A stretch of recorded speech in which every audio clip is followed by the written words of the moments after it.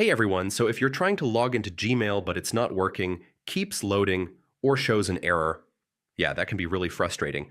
I'll show you advanced ways to fix Gmail login issues step by step. First, make sure your internet connection is stable. Next, double check your email address and password for any mistakes.